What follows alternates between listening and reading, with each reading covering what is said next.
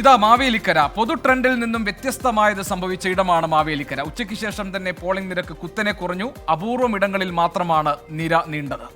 Akhil Shaan sir പുതിയ വിവരങ്ങളുമായി ചേരുന്നു. അഖിൽ ഷാ, എന്താണ് വോട്ടർമാർക്ക് ഒരു മടുപ്പ് അല്ലെങ്കിൽ താല്പര്യക്കുറവ് ബൂത്തുകളിലേക്ക് വരാൻ?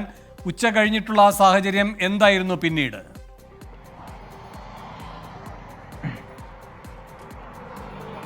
വേണു ഗോപികൃഷ്ണൻ, നമുക്കറിയുന്ന പോലെ രാവിലെ മുതൽ തന്നെ മാവേലിക്കരയിലെ വിവിധ ബൂത്തുകളിൽ, വിവിധ മണ്ഡലങ്ങളിലൊക്കെ വലിയ രീതിയിലുള്ള പോളിംഗ് ആണ് നടന്നത്. അത് ഉച്ചവരെ വലിയ രീതിയിൽ നീണ്ടു പോവുകയും ചെയ്തു. 2 അക്കം തികച്ച മണ്ഡലങ്ങളിൽ ഏറ്റവും പ്രധാനപ്പെട്ട മണ്ഡലമായിരുന്നു മാവേലിക്കര എന്നുള്ളതിൽ പറയാതെ വയ്യ. 50% വരുന്ന വോട്ടുകൾ രേഖപ്പെടുത്തിയത് ഉച്ചവരെയുള്ള സമയങ്ങളാണ്. പക്ഷേ ഉച്ചയ്ക്ക് ശേഷം വലിയ രീതിയിലുള്ളൊരു ഇടിവ് അത് വോട്ടിംഗ് ശതമാനത്തിൽ ഉണ്ടായി എന്നുള്ളതാണ് ഏറ്റവും പ്രധാനപ്പെട്ട കാര്യം. അതായത് ഒരു മണിക്കൊക്കെ ശേഷം വലിയ രീതിയിൽ ആളുകൾ ബൂത്തുകളിൽ എത്തുന്നതിലേക്ക് കുറഞ്ഞു. അത് വൈകിട്ട് 3 മണിക്ക് ശേഷം ആളുകൾ വീണ്ടും എത്തുമെന്നുള്ളൊരു പ്രതീക്ഷയിലൊക്കെ ആയിരുന്നു എങ്കിൽ പോലും അതിനുശേഷവും വലിയ രീതിയിൽ ആളുകൾ എത്തുന്നത് ബൂത്തുകളിൽ ഉണ്ടായില്ല, ബൂത്തുകളിൽ കണ്ടില്ല എന്നുള്ളതാണ് ഏറ്റവും പ്രധാനപ്പെട്ട കാര്യം. മറ്റൊന്ന്, മാവേലിക്കരയിൽ നിലവിൽ വന്നിട്ടുള്ള വോട്ടിംഗ് ശതമാനത്തെക്കുറിച്ചാണ്. 65% വോട്ടുകൾ മാത്രമാണ് ഇത്തവണ മാവേലിക്കരയിൽ ഉണ്ടായിട്ടുള്ളത്. കഴിഞ്ഞ തവണയുമായി നമ്മൾ പരിശോധിക്കുകയാണെങ്കിൽ അത് 74%. ഏതാണ്ട് 10% കുറവ് വോട്ടിംഗിൽ ഉണ്ടായിട്ടുണ്ട് എന്നുള്ളതാണ് ഏറ്റവും പ്രധാനപ്പെട്ട കാര്യം.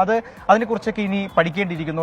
അത് ഈ കടുത്ത ചൂട് അതിലേതെങ്കിലും കാരണമായിട്ടുണ്ടോ? ഇതിന് എങ്ങനെയാണ് ഈ പറയുന്ന മുന്നണികളെയൊക്കെ ബാധിക്കുക തുടങ്ങിയ കാര്യങ്ങളൊക്കെ ഇനിയും വിശദമായി പഠിക്കേണ്ട ഒരു കാര്യം തന്നെയാണ്. എന്തായാലും വലിയ രീതിയിലുള്ള മത്സരം നടന്നൊരു മണ്ഡലമാണ്. അത്തരത്തിൽ ഈ വോട്ടിംഗ് ശതമാനമൊക്കെ ഇങ്ങനെ കുറയുമ്പോൾ അത് ഈ പ്രധാനപ്പെട്ട മുന്നണികളെ നമ്മൾ ഏറ്റവും പ്രധാനമായി എടുത്തു പറയേണ്ടത് കഴിഞ്ഞ 10 വർഷങ്ങളായി ഇവിടെ മത്സരിക്കുന്ന കൊടിക്കുന്നിൽ സുരേഷ് ഉൾപ്പെടെയുള്ള സ്ഥാനാർത്ഥികൾ അത് ഏത് തരത്തിൽ ബാധിക്കും എന്നുള്ള കാര്യം കൂടി വീണ്ടും എടുത്ത് പരിശോധിക്കേണ്ടത് തന്നെയാണെന്നുള്ളതാണ് ഏറ്റവും പ്രധാനപ്പെട്ട കാര്യം. എന്തായാലും വലിയ മത്സരം തന്നെയാണ് ഈ മണ്ഡലത്തിൽ നടന്നത്. ആദ്യഘട്ടത്തിലൊക്കെ ഈ കൊടിക്കുന്നിൽ സുരേഷ് അല്പം പ്രചരണത്തിൽ പുറകിലോട്ട് പോയില്ലെങ്കിൽ പിന്നീട് അത് വലിയ ശക്തിയോട് തിരിച്ചു വരികയും നമുക്ക് ഏത് തരത്തിലാണ് അല്ലെങ്കിൽ മണ്ഡലം മുന്നോട്ട് പോകുന്നത് എന്നുള്ളത് മനസ്സിലാക്കാൻ അതിലൊരു അനിശ്ചിതത്വം ഉണ്ടായ ഒരു ഘട്ടത്തിലേക്ക് അവസാന ലാപ്പിലൊക്കെ ഇലക്ഷൻ അല്ലെങ്കിൽ പ്രചരണം എത്തുന്നത് നമ്മൾ കണ്ടിരുന്നു. എന്തായാലും ഇനി ഫലത്തിനായി കാത്തിരിക്കേണ്ട ദിവസങ്ങളാണ്.